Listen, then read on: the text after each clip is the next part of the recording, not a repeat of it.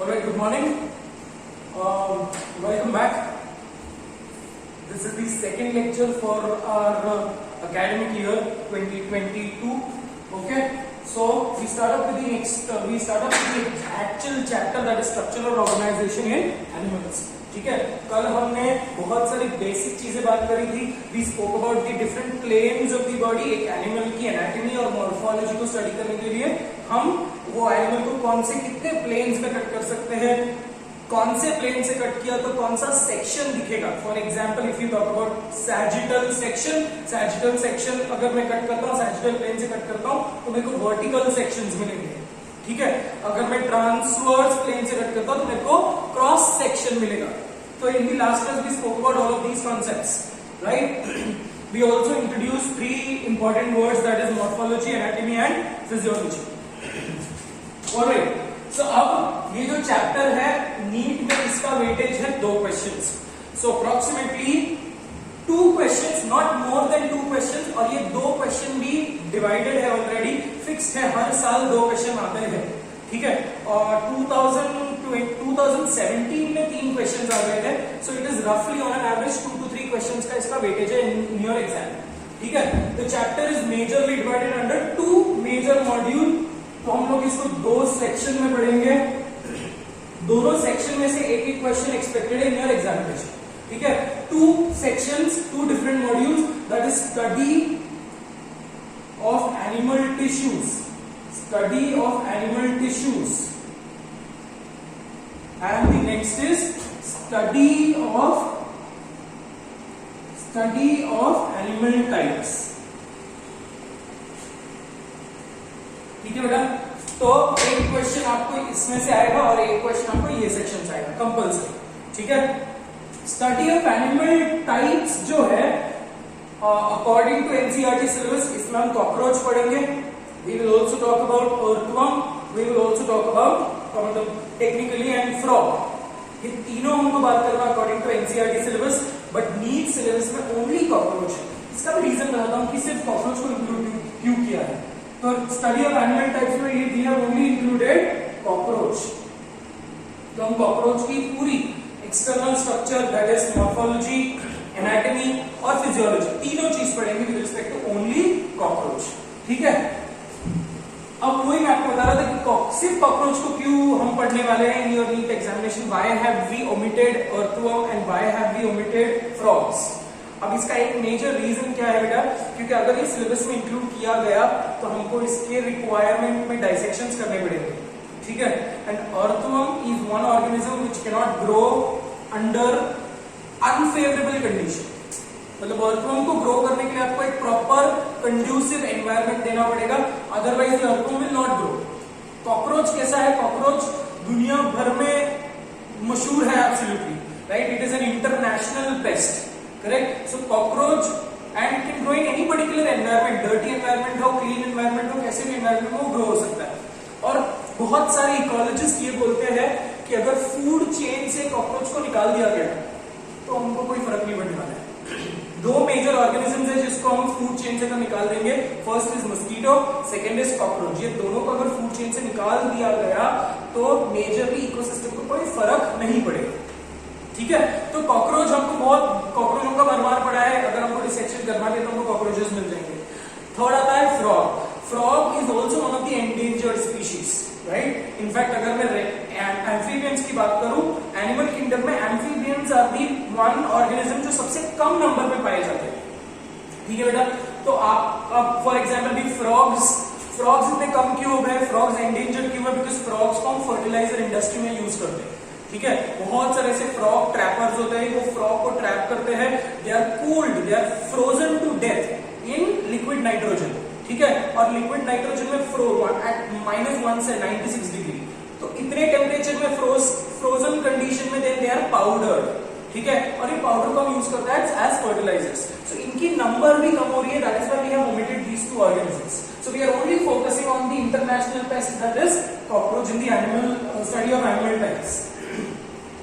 तो ये पूरा एक अलग सेक्शन है, इसके ऊपर कंपलसरी एक क्वेश्चन आएगा. आपका नीट का पेपर बिना कॉकरोच के नहीं बनेगा, तो एक क्वेश्चन कंपलसरी नीट में कॉकरोच से आएगा ही. ठीक है, so will take up that in a different section. Now study of animal tissues. ठीक है, तो हमको पहले तो ये समझना है कि एनिमल टिश्यूज क्या है. In botany you will study one chapter called as cell the unit of life. अब ये देखो बचपन से 8th स्टैंडर्ड से आप पढ़ते आ रहे हो सेल क्या है और सेल का ग्रुप क्या है. So I really don't want to stress on this particular topics कि सेल क्या है, सेल के टाइप्स क्या है. ठीक है बेटा, तो when you talk about tissues, अब हमारा क्लासिक कन्वेंशनल डेफिनेशन क्या बोलता है what is tissue. Tissue is nothing but a group of cell. यही पढ़ा था कि एक सेल होता है, ये सेल ग्रुप बनता है और that group is called as tissue. यही टिश्यू फिर ऑर्गन बनता है, यही ऑर्गन सिस्टम बनाता है. So that is the basic format which we already know. Correct. But अब मैंने आपको ये बताया कि we are studying concept now, right. So हमारा जो डेफिनेशन ऑफ टिश्यू थोड़ा सा बदल जाएगा. ठीक है, और डेफिनेशन ऑफ टिश्यू क्या है. Tissue is a group of cells. It is a group of cells of similar origin. Group of cell of similar origin and extracellular matrix. ठीक है, a group of cells of similar origin and extracellular matrix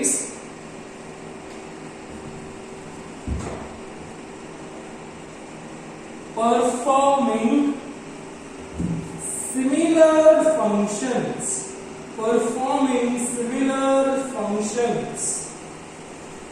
is called as tissue. ठीक है बेटा, तो tissue का major definition क्या है. Group of cell. इसमें दो चीज हमने इंट्रोड्यूस क्या किया है जो आपको पहले से ही पता है, वो क्या है, ग्रुप ऑफ सेल्स. ठीक है, हमने इंक्लूड किया सिमिलर ओरिजिन. चलो ठीक है, सिमिलर ओरिजिन हम बात करेंगे कि ओरिजिन क्या है 2 मिनट. ठीक है, सिमिलर ओरिजिन की बात हो गई. बट यहां पे इंपॉर्टेंट चीज क्या है, extra cellular matrix. Okay, extra cellular matrix. Extra का मतलब बाहर. देखो बेटा, ये दो बेसिक चीजें बार बार हम ये यूज करेंगे, extra and intra. Extra and intra. ठीक है, यहां पर लिख रहा हूं एक्स्ट्रा मतलब क्या है, आउटसाइड. इंट्रा मतलब क्या है, इनसाइड. इंटर मतलब क्या है, बिटवीन. फॉर एग्जाम्पल, इसको समझने के लिए for example will take up, अगर मैं बोलूं एक्स्ट्रा सेल्यूलर मतलब सेल के बाहर. एक्स्ट्रा सेल्यूलर मतलब सेल के बाहर. ठीक है, इंट्रा सेल्यूलर मतलब सेल के अंदर. For example cytoplasm is a intracellular fluid, क्योंकि वो सेल के अंदर है. Cytoplasm is the intracellular fluid. Similarly plasma blood का प्लाज्मा आपको पता है, तो ब्लड का जो प्लाज्मा कंपोनेंट है, फ्लूइड कंपोनेंट है, वो एक्स्ट्रा सेल्युलर है. आरबीसी के बाहर प्लाज्मा होता है, डब्ल्यूबीसी के बाहर प्लाज्मा होता है. ठीक है, so that is extra cellular. अब जो एक्स्ट्रा सेल्युलर है वो इंटर सेल्युलर भी होगा. इंटर का मतलब क्या है, बिटवीन.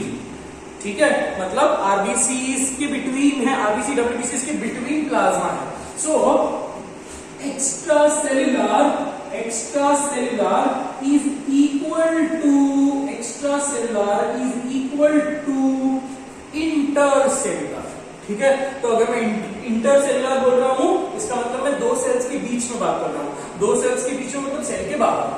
ठीक है, अब बच्चों को इन दो वर्ड्स में कंफ्यूजन होता है, इंट्रा और inter.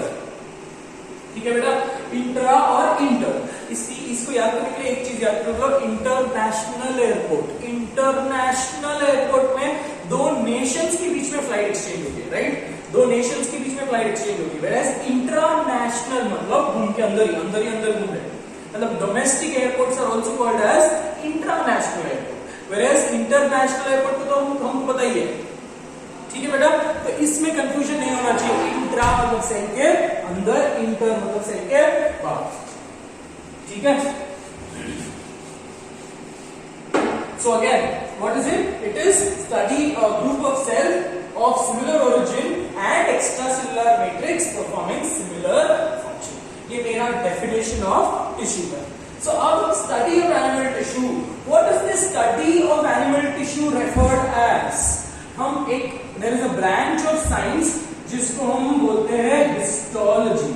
Study of science study of tissue is called as histology, ठीक है। And this word histology was coined by the word histology, ठीक है, the word histology was coined by Mayer. Word histology was coined by Mayer, ठीक है बेटा। तो study of animal types. So what actually we are talking about कि हम ये चार एनिमल टिश्यूज के टाइप्स को पढ़ेंगे, ठीक है। बॉडी में see I told you always, I keep on telling you that human body is one of the most brilliant creation।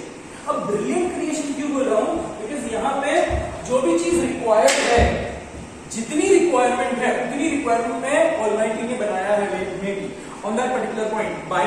Biology में एक पर्टिकुलर क्वेश्चन को हम कभी आंसर नहीं कर सकते कि ये क्यों हो रहा है, why is this thing happening, why is the cell producing hormones, right. और हार्मोन मतलब टेक्निकली एक सेल ये सब चीजें क्यों बना रहा है, एक सेल का फंक्शन, एक why is the cell doing, what is the purpose of the cell, और why does the cell wants to be alive, ये क्वेश्चन को हम आंसर नहीं कर सकते, ठीक है। सो हम बोलते हैं unanimously biological process is continuously happening, और बायोलॉजिकल प्रोसेस को कंटिन्यूअसली कंटिन्यू करने के लिए we require these animal tissues, ठीक है। यही एनिमल टिश्यू थोड़ा सा और सोफिस्टिकेट हो जाएंगे, यही एनिमल टिश्यूज थोड़ा सा और मॉडिफाई हो जाएंगे, and these modified tissues then will form a structured organ. Very clear बेटा, अ स्ट्रक्चर्ड ऑर्गन। अब ये बहुत सारे ऑर्गन्स एक दूसरे से कनेक्टेड होंगे and they will form organ system. So this is the entire organization of an organism, organization of a organism. Cell, cell से टिश्यू, टिश्यू से ऑर्गन, ऑर्गन से ऑर्गन सिस्टम, ठीक है बेटा। अब एक और चीज आपको ये चीज याद करनी है कि जब मैं ऑर्गन्स बोल रहा हूं, अब थोड़ा सा इंटरेस्टिंग टॉपिक हम बात करते हैं with respect to stem cells, ठीक है। अब टिश्यूज बात ही कर रहे हो तो टिश्यूज के बारे में थोड़ा सा स्टेम सेल्स के बारे में बात करते हैं, जस्ट एक्स्ट्रा इंफॉर्मेशन। तो हम सारे एक्स्ट्रा इंफॉर्मेशन को ये सेक्शन में लिखेंगे, ठीक है। तो सबसे पहले हम लोगों को बात करना है स्टेम सेल। अब ये स्टेम सेल्स के केसेस में we will try to understand two important words, ठीक है। टू इंपॉर्टेंट वर्ड्स, ये आपको आगे चलकर बेसिक्स में काम आएंगे, आगे चलकर बॉटनी में भी काम आएगा, आगे चलकर जूलॉजी में भी काम आएगा, ठीक है। सो ये दो टर्म्स को बहुत अच्छे से समझो। What is a stem cell? It is a cell which can differentiate, a cell which can differentiate into any type of cell, ठीक है। एनी टाइप ऑफ सेल मतलब एक ऐसा सेल है जिसको हम कोई भी टाइप के सेल में प्रोग्राम कर सकते हैं। अब इसका एक क्लासिक एग्जांपल लेते हैं। This is a very recent research which I am talking about. There was a process called as decellularization. You know, Vikram, process called as decellularization.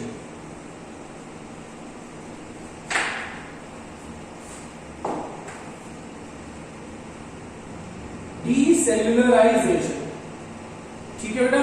अब ग्रुप ऑफ साइंटिस्ट लोगों ने क्या किया, स्टेम सेल्स, मैं आपको बताता हूँ कि स्टेम सेल्स का प्रैक्टिकल यूज कहाँ पे हो रहा है, ठीक है। आपने ये सुना होगा, तो शिल्पा शेट्टी एक ऐड करती है बेबी सेल, जहां पे हम अम्बिलिकल कॉर्ड में से बच्चों का स्टेम सेल को प्रिजर्व करते हैं। देयर आर सर्टेन कंपनीज जो इंश्योर करवाती है ये सारे स्टेम सेल्स को, स्टेम सेल्स का भी इंश्योरेंस होता है, ठीक है। तो स्टेम सेल्स को वो प्रिजर्व करके रखते हैं, वो कंपनी प्रिजर्व करके रखती है। क्यों प्रिजर्व करके रखती है? कि in future we are absolutely planning this particular future। देखो, इन फ्यूचर अगर बच्चा बड़ा होता, बच्चा तो बड़ा होगा ही, इन फ्यूचर अगर बच्चा बड़ा होने के बाद अगर उसको कोई टाइप की कैंसर हो गए, कोई टाइप का let's say for example blood cell की रिक्वायरमेंट है, एनी टाइप ऑफ सेल, ठीक है। अगर उसको कोई लिवर डैमेज हो गया है, अगर कोई कैंसर में उसको प्लेटलेट्स की रिक्वायरमेंट है, ठीक है। तो कोई भी टाइप का अगर कंडीशन हो गया तो we will have to look out for a donor. Let's say for example उसको क्रॉनिक किडनी फेलियर हो गया और क्रॉनिक लिवर फेलियर हो गया. So here we have to look out for a donor, right? And the patient's life is compromised. So हम क्या कर सकते हैं कि हमारे पास ऑलरेडी इसके प्रिजर्व्ड सेल्स है, वी कैन रीप्रोग्राम. ये जो प्रिजर्व्ड सेल्स है, ये प्रिजर्व्ड सेल्स को रीप्रोग्राम कर सकते हैं. अभी अंडरस्टैंडिंग है? इसको रीप्रोग्राम करके हमको जो भी रिक्वायरमेंट है, जो भी सेल की रिक्वायरमेंट है, we can generate that in a lab. ठीक है? और लैब में हम एक टिश्यू जनरेट कर सकते हैं. We have synthesized artificial liver. ठीक है? तो हम ये सिंथेसाइज करके डोनर को दे सकते हैं. सो टेक्निकली डोनर नहीं, रेसिपिएंट को दे सकते हैं. ठीक है? सो जो रेसिपिएंट के स्टेम सेल्स को हमने प्रिजर्व करके रखा है, उसी से हम एक नया ऑर्गन बनाएंगे या फिर एक नया ऑर्गन जैसा नया टिश्यू बनाएंगे जो ऑर्गन जैसे काम करेगा. ठीक है? We really can't give that structure to that particular organ. Very clear? तो ये बेसिक आपका रोल है with respect to stem cell. ठीक है? बट देखो एक चीज है कि वो बताते हैं कि प्रिजर्व करो, महीने का इतना प्रीमियम आएगा, हम इंश्योर करवाएंगे 35 इयर्स के बाद. But I understood preserving does not take a lot of capital, it does not take a lot of money. ठीक है? what takes up more money is technically reprogramming, जो lab work है. ठीक है? मतलब स्टेम सेल को preserve करने का पैसा नहीं लगता, जो उसके बाद के जो प्रोसीजर्स है, लैब वर्क जो है, रीप्रोग्रामिंग जो है, ये थोड़ा सा कंप्यूटेशनल लैंग्वेज लग रहा है बट बायोलॉजी में भी ये लैंग्वेजेस यूज होते हैं. सो जो रीप्रोग्रामिंग को जो पैसे लगते हैं वो ज्यादा है. ठीक है? सो अल्टीमेटली ये देखो, this is all catch. People don't explain the consequences. आप वो सिर्फ आपका वो उनका मतलब निकाल लेंगे, वो बोलेंगे कि प्रिजर्व कर लो, ऐसा यूज होगा, right? So it is very important to have right information. ठीक है? सो स्टेम सेल का एक प्रैक्टिकल, बहुत इंपॉर्टेंट और प्रैक्टिकल यूज मैं आपको बता रहा हूं, डीसेलुलराइजेशन. अब ग्रुप ऑफ साइंटिस्ट लोगों ने एक डोनर के हिसाब से डोनर नहीं, माय मिस्टेक, डोनर तो जो डोनेट कर रहा है, जो रेसिपिएंट है, उस रेसिपिएंट के हिसाब से एक आर्टिफिशियली हार्ट बनाया है और उसको ट्रांसप्लांट कर लिया. Transplant is absolutely successful. अब उन लोगों ने किया क्या? देखो, generally when you talk about heart transplant या लिवर ट्रांसप्लांट या kidney transplant, here something which is important is first blood group matching करते हैं, फिर उसके बाद हम टिश्यू टाइपिंग करते हैं. क्यों टिश्यू टाइपिंग करते हैं बेटा? क्योंकि अगर let's say for example donor का कोई भी ऑर्गन, हमने डोनर और रेसिपिएंट के बीच में कोई भी मैच नहीं है, so donors organ will be considered as foreign. अगर डोनर का organ let's say for example मेरे बॉडी में अगर ट्रांसप्लांट किया है and my body is identifying this organs as foreign. ठीक है? और मेरी बॉडी क्या करेगी? उसके अगेंस्ट एंटीबॉडीज बनाएंगी and antibodies will destroy that graft, destroy that particular transplant. तो इसीलिए टेक्निकली जो भी हम सर्जरी कर रहे हैं उसका कोई भी आउटपुट नहीं होगा, राइट? तो ग्रुप ऑफ साइंटिस्ट लोगों ने एक बहुत ही इंटरेस्टिंग टेक्निक यूज किया. What they got was a heart. ठीक है? अब ये हार्ट किसी का भी चलेगा, कोई भी एक डेड पेशेंट का हार्ट ले लिया, हम लोगों ने ह्यूमन हार्ट ले लिया डेड पेशेंट का, and they used certain detergent. एक बहुत क्लासिक डिटर्जेंट हम पढ़ने वाले, that is called as SDS. बाद में पढ़ेंगे, अभी नहीं है, अभी आपको इसकी टेंशन लेने की जरूरत नहीं है. SDS stands for sodium dodecyl sulfate. ठीक है? ये साबुन के जैसा है, योर सोप वाटर. ठीक है? So what did they do? They took up the heart and they washed the heart. Washed मतलब साबुन ब्रश से नहीं, घिसना नहीं. They took the heart, they kept the organ in a beaker containing this detergent. ठीक है? अब ये detergent भी सेल पॉइजनेबल है. ठीक है?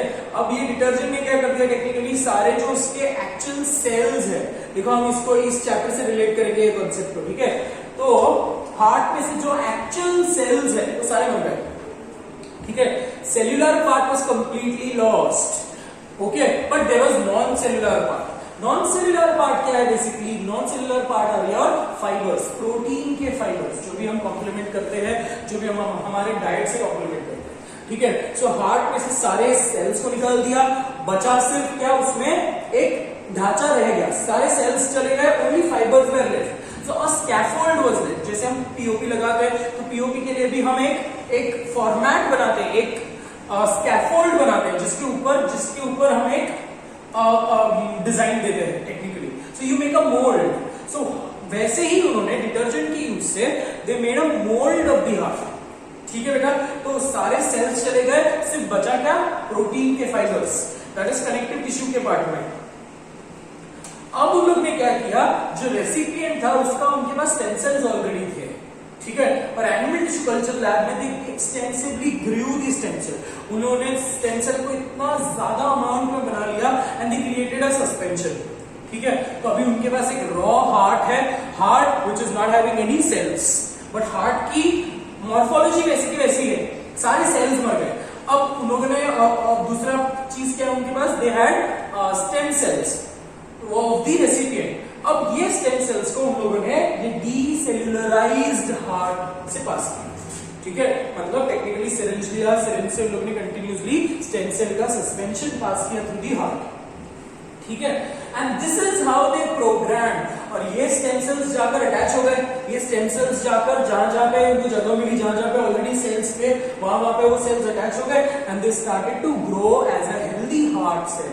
सो this is one particular example of reprogramming. एक स्टेम सेल को मैंने रीप्रोग्राम कर दिया to become a cardiac cell, to become a heart muscle cell.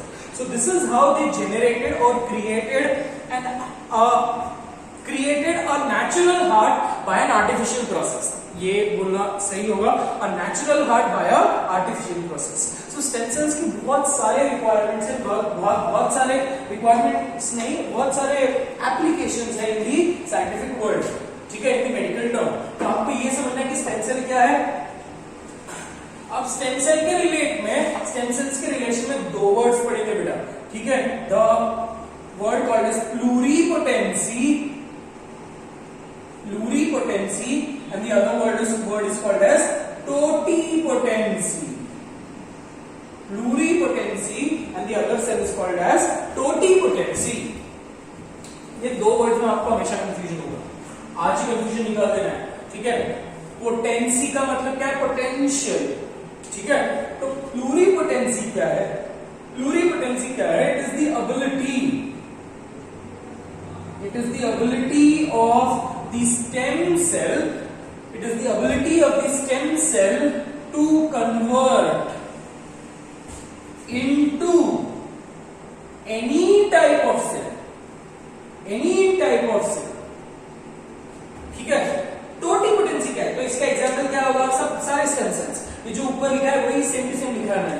और टोटिपोटेंसी क्या मतलब एबिलिटी है। अगर मैं स्टेम सेल को बोलूं तो stem cell has the property of प्लूरिपोटेंसी।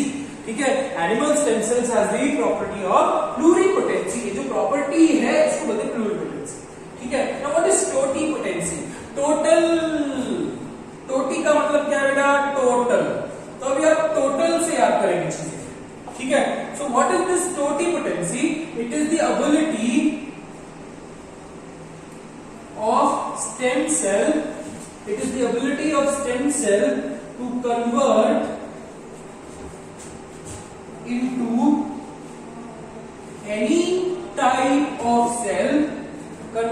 any type of cell, and form an entire organism,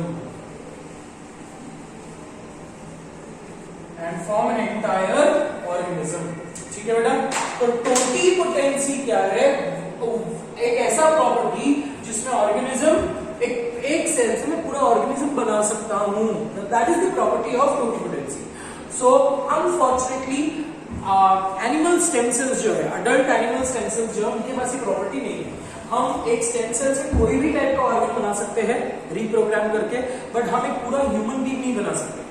ठीक है, so animal stem cells don't have the property of totipotency, whereas plant cell, आपने आपके लोअर ग्रेड्स में meristematic tissue पढ़ा होगा। ठीक है बेटा, तो मेरिस्टेमेटिक टिश्यू आपने एक छोटा सा, let's say for example meristematic tissue लिया, उस मेरिस्टेमेटिक टिश्यू मतलब टेक्निकली अगर आपने अपाइकल बड लिया, ठीक है, एपेक्स का बड लिया, उसको प्लांट टिश्यू कल्चर के लैब में अगर मैं ग्रो कर रहा हूं तो बड से मैं पूरा ऑर्गेनिज्म ग्रो कर सकता हूं, पूरा प्लांट ग्रो कर सकता हूं। सो प्लांट स्टेम सेल्स या प्लांट के जो सेल्स है उनके पास टोटिपोटेंसी है, they have both pluri and totipotency. और एनिमल सेल्स के पास सिर्फ प्लूरिपोटेंसी है। इन दोनों वर्ड्स में आपको कंफ्यूजन नहीं होना चाहिए, ठीक है। कैसे नहीं होगा, आपको टोटी से याद करना है टोटल, टोटल का मतलब पूरा ऑर्गेनिज्म, और पूरा ऑर्गेनिज्म हम ह्यूमन स्टेम सेल्स या एनिमल स्टेम सेल्स नहीं बना सकते, ठीक है। एक अगर याद होता है तो दूसरा ऑटोमेटिकली याद होगा, ठीक है। I told you that human stem cells are not totipotent, ठीक है। अब आते हैं एक छोटा सा सेक्शन है, एक टाइप का ह्यूमन स्टेम सेल है जो टोटिपोटेंट है, that is embryonic stem cell. Very clear.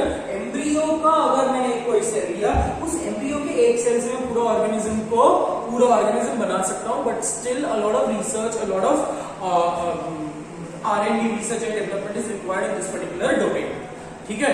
तो बोलने का मतलब ये है कि stem cell, animal stem cell, वो भी एम्ब्रियोनिक स्टेम सेल से मैं पूरा ऑर्गेनिज्म बना सकता हूं। इसका मतलब technically embryonic stem cells are totipotent. Very clear बेटा। चलो ये हो गया with respect to these two cases. I know ये सारे एक्स्ट्रा चीजें लिखेंगे हम, ठीक है। अब मैंने आपको टाइप नहीं बताया स्टेम सेल्स के, टाइप सिर्फ ओरली सुन लो कि क्या होता है। Types of stem cells humans में कौन से है। पहला टाइप है हिमैटोपोएटिक स्टेम सेल, दूसरा टाइप है मेसेंकाइमल स्टेम सेल। किसकी बात कर रहा हूं, अडल्ट की बात कर रहा हूं, ठीक है बेटा। अगर आप मेरे बॉडी से स्टेम सेल्स निकालने की कोशिश करोगे तो मैं दूंगा नहीं, ठीक है। मेरे बॉडी से अगर आप स्टेम सेल निकालने की कोशिश करोगे तो आप दो ही टाइप के स्टेम सेल निकाल सकते हो, ठीक है। आप मेरे बोन मैरो से हिमैटोपोएटिक स्टेम सेल निकाल सकते हो, या फिर आप डेंटल पल्प ये सब रीजन से या येलो बोन मैरो से मेसेंकाइमल स्टेम सेल्स निकाल सकते हो, ठीक है। तो मेसेंकाइमल स्टेम सेल्स वो सेल्स है जिससे आप कोई भी टाइप के सेल बना सकते हो। हिमैटोपोएटिक स्टेम सेल्स आर दोस जिससे आप सिर्फ हिमैटोपोएटिक मतलब ब्लड सेल्स बना सकते हो, ठीक है। मतलब there is a restriction. Haematopoietic stem cell will only form blood cell, mesenchymal stem cells will form all the other cell except the blood cell. ये दो टाइप हो गए अडल्ट के। और तीसरा एक टाइप है एम्ब्रियोनिक स्टेम सेल्स, ठीक है। सिर्फ एम्ब्रियोनिक स्टेम सेल के बाद टोटिपोटेंसी है, बट बाकी दोनों के पास सिर्फ प्लूरिपोटेंसी है। एम्ब्रियोनिक स्टेम सेल्स के पास दोनों है, प्लूरी और toti. Very clear with respect to the concept of stem cell, ठीक है। आप अब मैं उतना रिक्वायरमेंट उतनी ये सब चीजें यहाँ पे लिख रहा हूँ, आप इसका नोट्स बना सकते हो। I am not erasing that section, generally मैं इरेज कर देता हूँ, ठीक है, बिकॉज जनरली मैं बच्चों को ऑलरेडी नोट्स दे देता हूँ। And one thing which I precisely told you in the last class that whatever we studying, we are not studying zoology, we are studying the foundation for first year MBBS, ठीक है। तो first year MBBS का अगर मैं foundation बना रहा हूं, so it is extremely important to maintain a proper notes। आपको नोट्स, स्ट्रक्चर्ड नोट्स दिए जाएंगे और उस नोट्स में ये भी लिखा होगा कि what is very important, what is important and what is least important, ठीक है। तो उस हिसाब से, उस कॉन्टेक्स्ट से you can start revising and reading the concept, ठीक है बेटा। सो ये आपको मैंने एक बेसिक एग्जांपल दिया। Biology is very interesting with respect to you need to have updated knowledge, ठीक है बेटा। अब बात करते हैं with respect to study of animal tissues. हमने एक चैप्टर का सिर्फ और सिर्फ इंट्रोडक्शन था, ठीक है। अब हमको एक पर्टिकुलर सेक्शन लेना है। So from tomorrow I will not right the name of the chapter, name of the chapter नहीं दूंगा, चलो ठीक है, name of the chapter, but generally मैं rather than writing structural organization, I will only write study of animal tissue या histology, ठीक है। मैं इतना पार्ट इरेज कर रहा हूं। आई होप ये चीजें आपने लिख लिया है, ठीक है बेटा।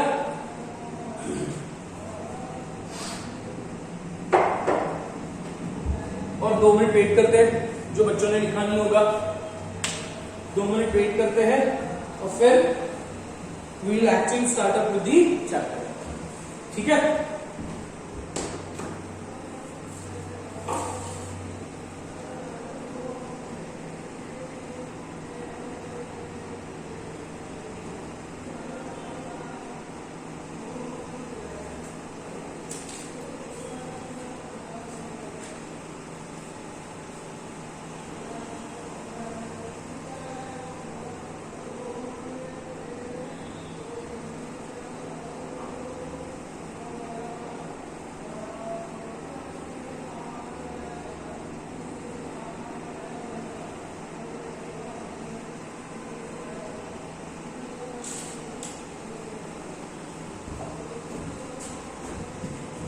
चलो ठीक है, now let's take up study of animal tissues. Basic चीजें हैं जो आपको याद करना है। Study of animal tissues, study of animal tissues को मैं हिस्टोलॉजी बोलूंगा, and this word histology was coined by Mayer. ठीक है, a few things which we need to remember is the word tissue. The word tissue was coined by Bichat. For heaven's sake, please don't call it as Bichat, Bichat. ठीक है, it is Bichat.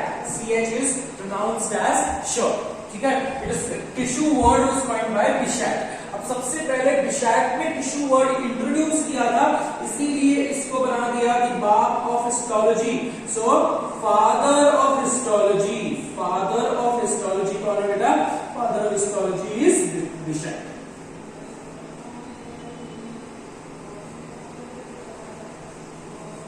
ठीक है, कुछ major इसका contribution नहीं है, but just because he used the word tissue उसको father of histology बोल दिया गया। ठीक है, आप एक इंफॉर्मेशन आपके पास यहाँ पे है, एक इंफॉर्मेशन आपके पास यहाँ पे है, दूसरा इंफॉर्मेशन आपके पास यहाँ पे है, तो टिश्यू कॉइन किसने किया? तीसरा इंफॉर्मेशन। और एक वर्ड है जो आपको there is one more thing which you need to remember is something called as founder of histology. Founder of histology. अब फादर वो है जिसने सबसे पहला फाउंडेशन ले किया। ठीक है, तो founder of histology is that individual जिसने एक्सटेंसिवली काम किया, जिसने एक्सटेंसिवली कंट्रीब्यूट किया to the scientific world, to this particular section. ठीक है, सो फाउंडर ऑफ हिस्टोलॉजी कौन है? It is Marcello Malpighi. Marcello Malpighi. ठीक है, अब मैलफिजी हमको बार बार आने वाला है। मैलफिजी हमको नेफ्रॉन में आएगा, मैलफिजी हमको कॉकरोच में भी आएगा। ठीक है, so Marcello Malpighi is the founder of histology.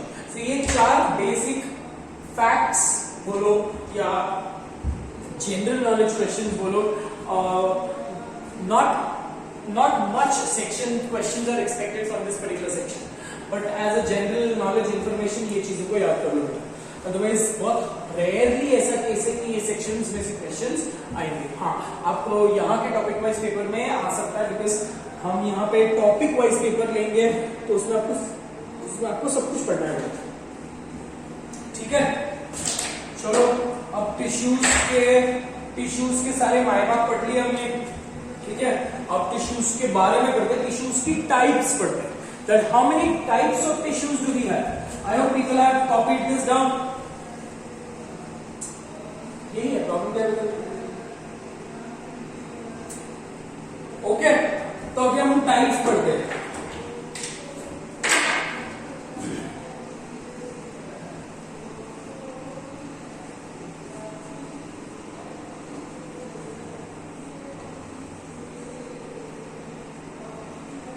Types of tissues. ठीक है, ह्यूमन बॉडी में there are only 4 type of tissues, and in this section also we will only talk about 4 type of tissues. अब देखो बेटा, ये जो chapter हम starting में क्यों लेते हैं? Because this chapter is the basic foundation. It is the basic foundation of your the entire 2 year syllabus. ये चैप्टर अगर स्टार्टिंग में नहीं लिया, इसमें बहुत सारी बेसिक चीजें हम लोग पढ़ेंगे। ठीक है, अगर ये नहीं लिया तो फिर हम हमारे आगे के सेक्शन में हमको थोड़ा सा डिफिकल्टी होगा। ठीक है, सो टाइप्स के बारे में बात करते हैं। There are only and only 4 types, and we are only concentrating on these 4 types of tissues. ठीक है, कितने टाइप्स है बेटा? 4 टाइप है। ठीक है, सबसे पहला type is epithelial tissue. Epithelial tissue बार बार नहीं लिख रहा हूं। ठीक है, second is connective tissue.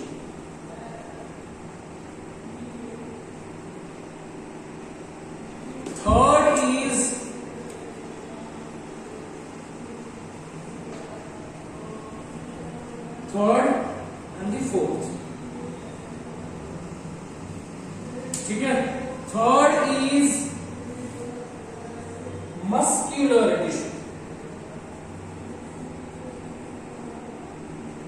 Last is nervous tissue.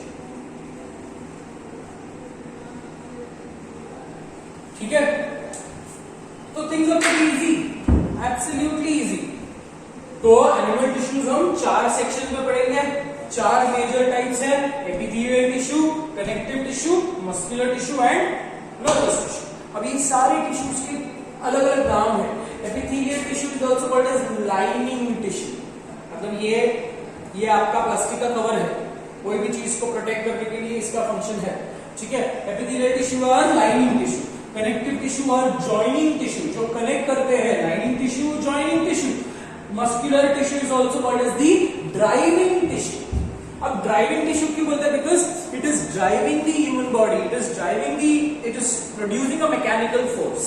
And nervous tissue is coordinating tissue. ठीक है, तो एक एक लाइन में हम इसका नाम लिख लेते हैं। एपिथेलियल टिश्यू का दूसरा नाम क्या है? क्या बोला अभी मैंने? Epithelial tissue is also called as lining tissue. ठीक है, connective tissue is called as joining tissue. ठीक है, and muscular tissue is called as driving tissue and nervous tissue is called as coordinating tissue. ठीक है,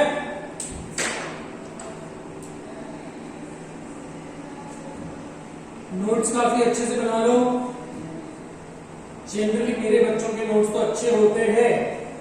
ठीक है, because notes अगर अच्छे से बनाओगे तो आपको पढ़ने में सही रहेगा। And one particular suggestion, do not go for any type of reference books, because reference books में अननेसेसरी इंफॉर्मेशन का भरमार लगा हुआ है, बाजार लगा हुआ है। You don't require so much of things for now.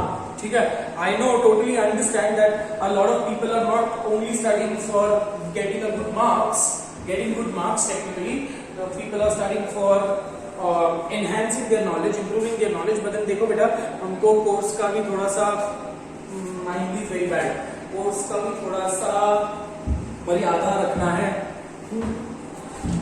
Alright, पता है, तो कोर्स को कंप्लीट करने के लिए वी विल हैव टू, हम फोकस कितने करेंगे only with respect to your exam point of view. ठीक है, rather than studying a lot of things, हम जितना एग्जाम के लिए रिक्वायरमेंट है उससे थोड़ा सा ज्यादा पढ़ेंगे और उसको ही बार-बार पढ़ेंगे। ठीक है बेटा, तो कनेक्टिव टिश्यू, मस्कुलर टिश्यू और नर्वस टिश्यू। अब हमको एक एक टिश्यू को डिटेल में पढ़ना है। ठीक है, अब एक एक टिश्यू को डिटेल में पढ़ना है बेटा। ठीक है, इसके बेसिक चीजों में लिख लेंगे कि एपिथेलियल टिश्यू जो है,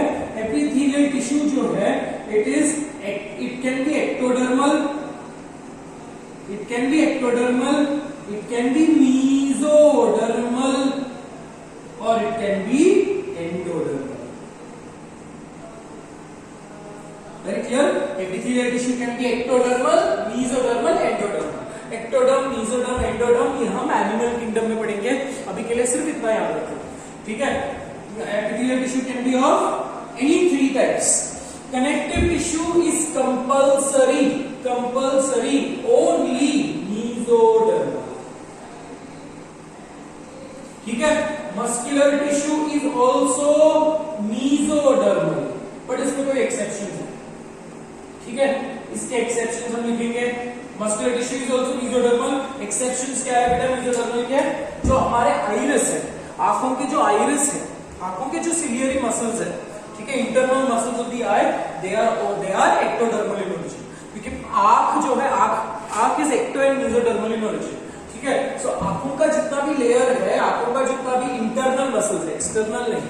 ठीक है बेटा, इंटरनल मसल्स है जो आपके आंखों के आइरिस को मूव करने में हेल्प करता है, that is ectodermal in origin. बाकी जितने भी मसल्स आप बात करो सारे मेसोडर्मल इन ओरिजिन। एक और मसल जिसको हम बोलते हैं एरेक्टर पिलाई मसल। एरेक्टर पिलाई मसल्स आर दोस गूज़बम्प्स वाले मसल्स ना, हम बोलते हैं ना रोंगटे खड़े हो गए। अब ये रोंगटे कैसे खड़े हो जाते हैं? When you are extremely scared और when you feel emotionally are touched extremely, या फिर if you are emotionally very happy, है ना, कुछ बहुत ज्यादा एस्टोनिश हो जाते हैं तो हमको गूज़बम्प्स आते हैं। गूज़बम्प्स वो रोंगटे खड़े होना।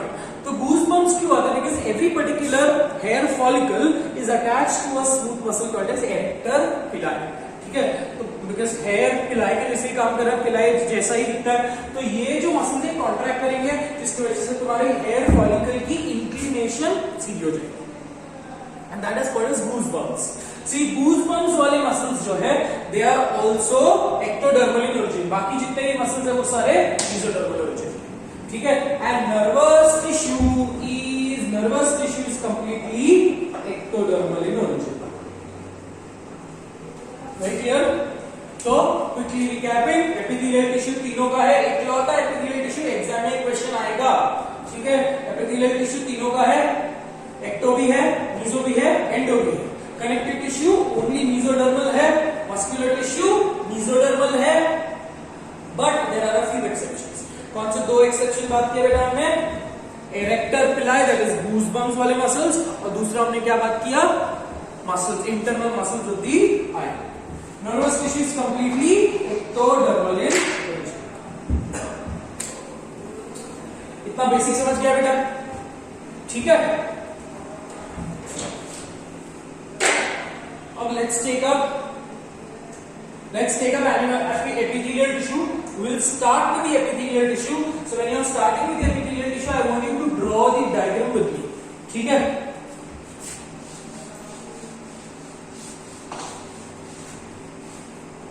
और उसकी कैरेक्टरिस्टिक्स पढ़ लेंगे आज, और हम टाइप्स पढ़ लेंगे, और टाइप्स करने के बाद that is all for today. ठीक है, मैं इतना सब चीज इरेज कर रहा हूं, सिर्फ आज एनिमल एपिथेलियल टिश्यूज का टाइप्स और बेसिक कैरेक्टरिस्टिक फीचर्स कर लेंगे।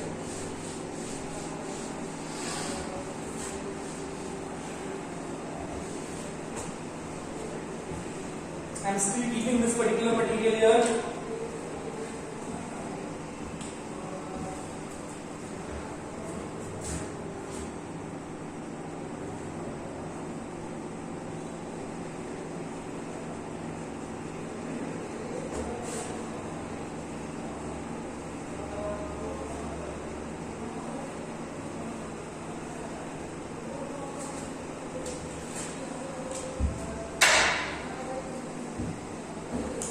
ठीक है, चलो अब सबसे पहला टिश्यू एपिथेलियल टिश्यू। बेटा देखो, अब ये चैप्टर में दिक्कत आपको कहां पे जाएगी?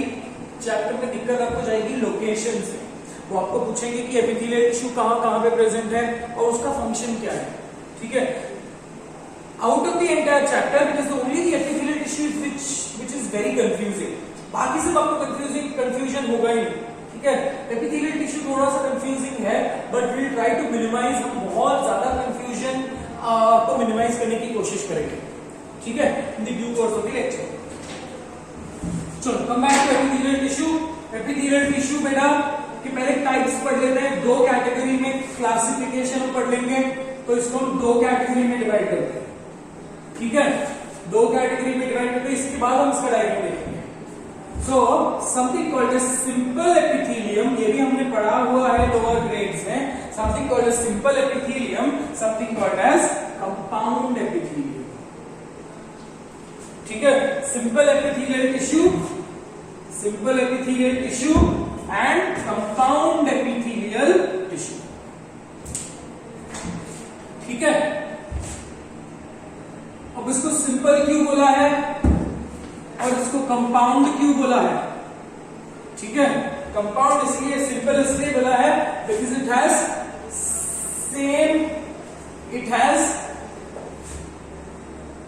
One type of cell and they are unilayer. ठीक है, कंपाउंड एपिथेलियम में सिंपल है ना, इसकी स्ट्रक्चर, मॉर्फोलॉजी, एनाटॉमी सब सिंपल है। ठीक है, कंपाउंड में थोड़ा सा कॉम्प्लिकेटेड है। ठीक है, सो कंपाउंड एपिथेलियम में more than one type of cell and it can be multilayered. समझा बेटा? ठीक है, तो सिंपल, कंपाउंड। अब सिंपल की अकॉर्डिंग टू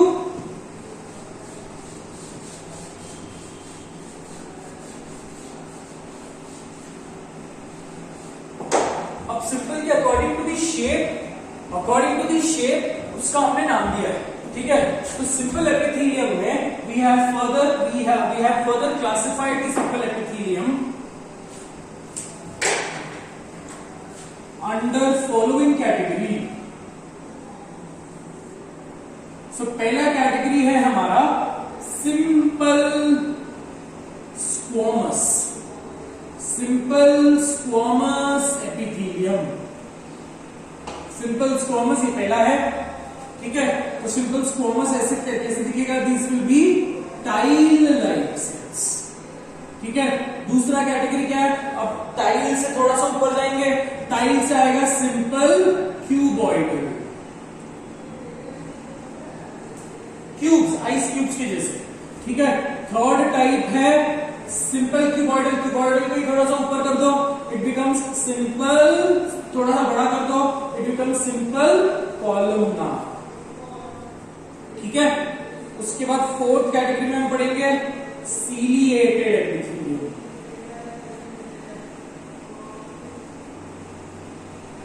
ठीक है। सीलिएटेड के बाद फिफ्थ कैटेगरी में हम पढ़ेंगे सूडो स्ट्रैटिफाइड। अब लोअर ग्रेड्स में 9th स्टैंडर्ड में आपने ये सब चीजें यहां तक पढ़ी है, you have not studied pseudo stratified, that is what we are including in this particular section, ठीक है। अब देखो नाम बता रहा है, सिंपल क्यूबॉइडल क्यूब की जैसे होंगे, क्यूब्स कॉलमनार पिलर्स के जैसे होंगे, ठीक है। सीलिएटेड विल पोजेस सीलिया, सूडो मतलब फॉल्स, सूडो का मतलब फॉल्स, स्ट्रैटिफाइड का मतलब है लेयर्ड। तो मतलब ये वो टिश्यू है जो दिखने में हमको मल्टी लेयर दिखेंगे, pseudo stratified, during observation it will appear to be multi-layered, but actually it is unilayered, ठीक है। तो सिंपल एपिथेलियम के 5 टाइप, सिर्फ 5 टाइप है, ठीक है। कंपाउंड एपिथेलियम के टाइप्स देखते हैं। कंपाउंड एपिथेलियम के 2 मेजर टाइप है,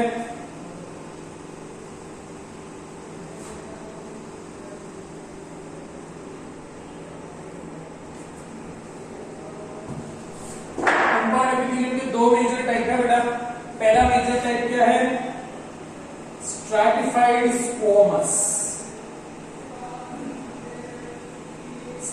दो कैटेगरी में डिवाइड करेंगे, पहला लेयर है स्ट्रैटिफाइड एपिथेलियम, ठीक है, और दूसरा है transitional epithelium,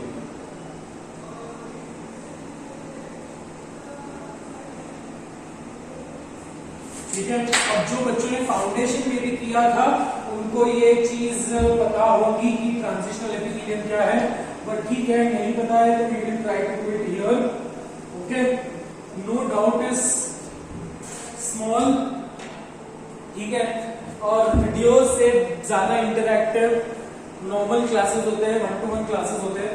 I am just pray and wish that the condition becomes normal again and we are back to the normal schedule, ठीक है। आते हैं कंपाउंड एपिथेलियम के types, stratified epithelium and transitional epithelium. Transitional epithelium की कोई types नहीं है, stratified epithelium की टाइप्स है, ठीक है। स्ट्रैटिफाइड एपिथेलियम में हम फर्दर डिवाइड करेंगे into stratified squamous, stratified squamous, stratified cuboidal, सब इसके जैसे स्ट्रैटिफाइड स्क्वोमस, स्ट्रैटिफाइड क्यूबॉइडल और स्ट्रैटिफाइड कॉलमनार,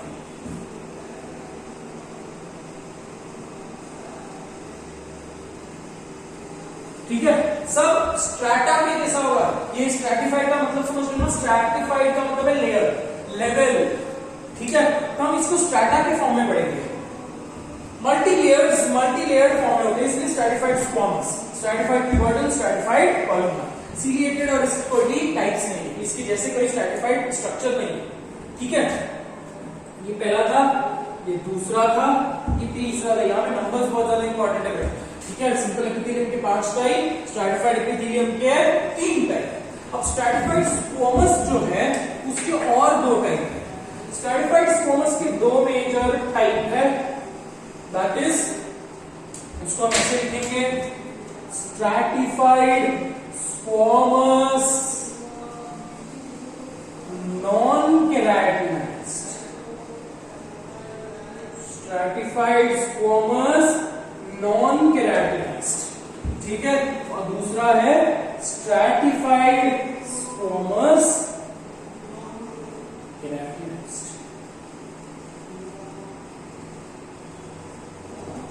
ठीक है। Stratified squamous not keratinised, stratified squamous keratinised, ठीक है। क्यूबॉइडल और स्ट्रैटिफाइड कॉलमनार के आपको कोई टाइप्स नहीं।